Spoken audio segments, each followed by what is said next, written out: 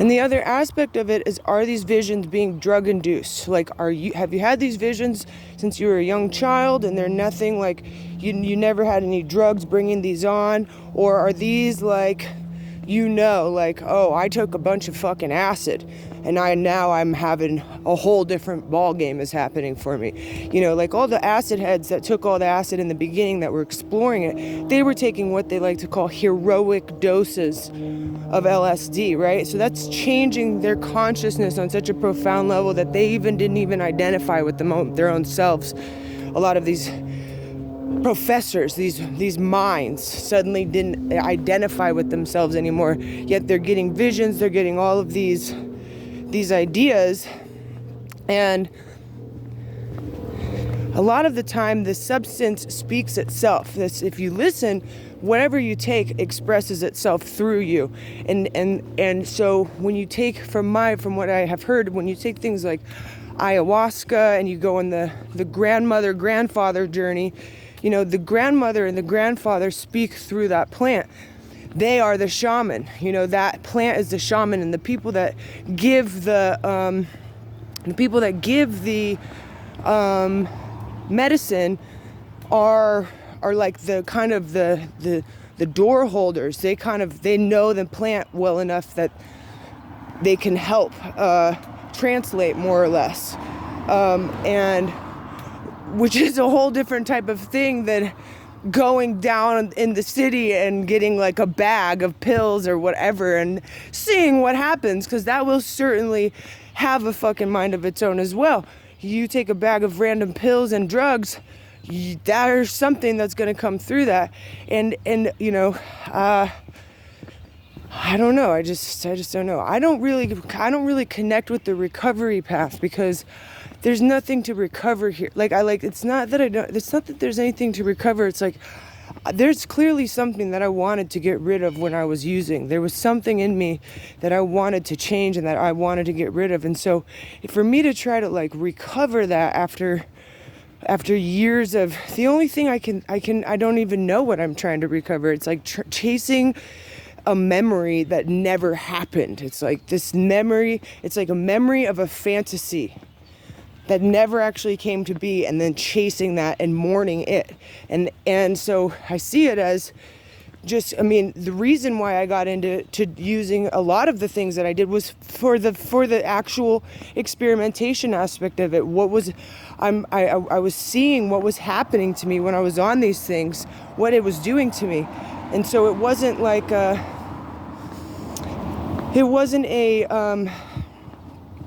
necessarily, so I can view not taking something in the same light. Like, I'm just seeing what's happening to me. It's the same difference. So you can do it with food, you could do it with music, you can do it with where your walking path, like what you commit to. If you decide you know what I'm saying? It's like, I'm not, if you're viewing it from that recovery path, everything becomes a drug. Everything becomes something to get addicted to or to use, or that might use you, and some kind of codependent relationship. It always turns into this thing that you can't quite put your finger on or own or anything. And so what I'm saying is like an addict, for instance, right? An addict always finds enough, knows how to find just enough to get their high. And that is a beautiful, it's if they could take that same mindset and apply it to getting over and through the moment of needing that so-called high, whoever they is, it just doesn't work. It doesn't work using generalizations. It doesn't work.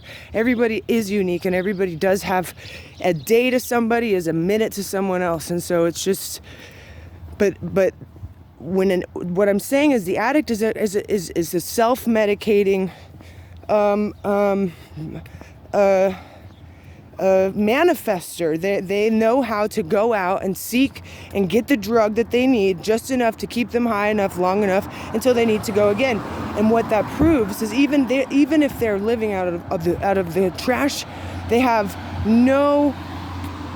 they still find what they're looking for. So if you reverse that and put it inside of yourself, Hi.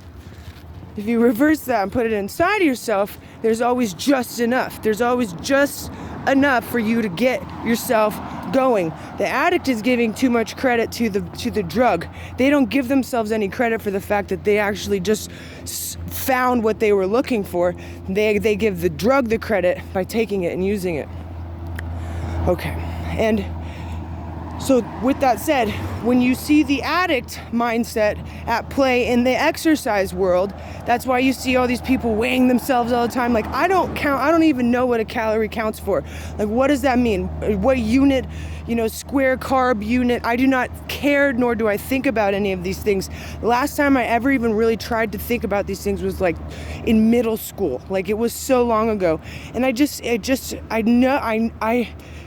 I know that for some people that really helps them to like have a sense of their intake and their output. It's like you're monitoring your own consumption levels, and that's great.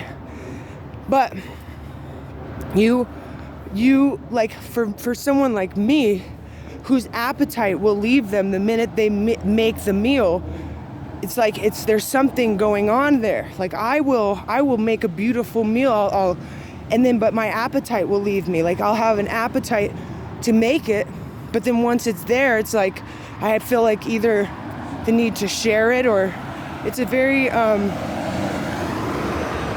and people try to get ethical about being hungry. It's like you have various times of your life and of the day and of the month and of the week and the year that you require more or less energy. And this is just like on like the most basic pattern level. One thing that I heard was that men, the body of the man works on a 24-hour scale. And so they get peaks of energy throughout the day. And that is what our entire calendar system is based off of.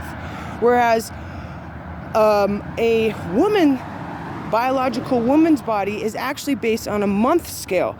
So they will have a week of time throughout a month where they have a bunch of energy. And the rest of the month is basically working up and down from that moment of energy.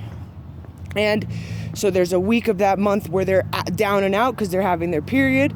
There's a week of that month where they're down and out because they're getting ready to have that period, so what I'm saying is that is the reality. And here we are, women with women's bodies beating ourselves up for not being on a 24-hour scale. And I'm sure there's some men who beat themselves up for not being on the fucking moon scale, on the month scale. And it's not a matter of fault. It's just a matter of recognizing that, hey, maybe there isn't something wrong with you. Maybe it's actually you are trying to align to a time scale that doesn't even fucking fit you. And it's worth exploring. It's worth exploring carefully, patiently, and in a dignified way where you don't compare yourself to other people and their experience. The only comparison that you can really have is to be like, wow, I noticed that when I had this food on this day during this time under this stress, I reacted this way, as opposed to exact same circumstances, but for some reason I reacted this way. That's the only type of comparison you can be making, and it's only to spark curiosity. It's only to be like, I wonder what made me feel that way as opposed to that way. The circumstances were the exact same. So I don't... And what's important also to keep in mind in these situations is that when experimenting on yourself, there are lines. There are things that you can't fuck around with somebody else. You can't go trying to experiment on somebody else's body and be like, oh, there's some terrible things that have happened, and I really am I'm like, it makes me kind of just...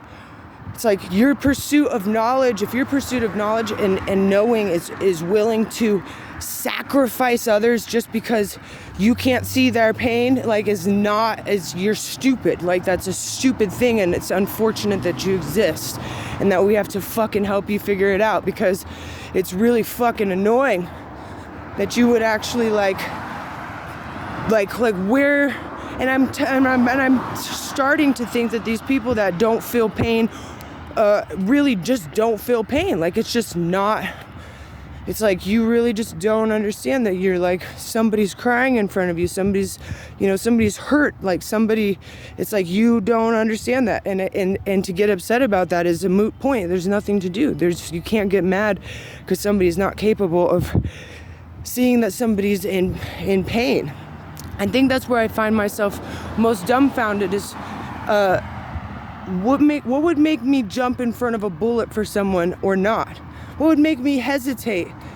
And like when those moments of hesitation come up, the guilt that I experience as a result of it, whoa, I would, it's like, cause I hope to be in the right place at the right time to jump in front of a bullet for the right person.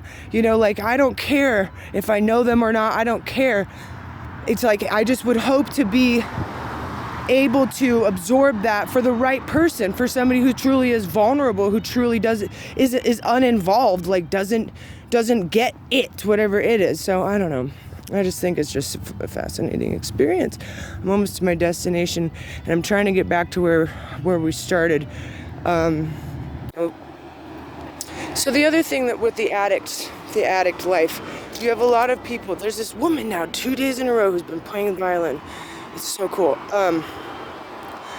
People view you in a very strange way, okay? So like if people think you're an addict, they don't want to give you money, but the irony in it is because they'll say, well, you're gonna go buy drugs with this money, but they go and buy a bottle of fucking wine and they go pay for their pills and go sit in their fucking houses at the end of the, so nobody, the addict thing is bullshit. Everybody is on drugs. I don't know, like, I cannot, and maybe I'm like, the only sober people I can think of are children, and even them, they're medicating. So I don't know.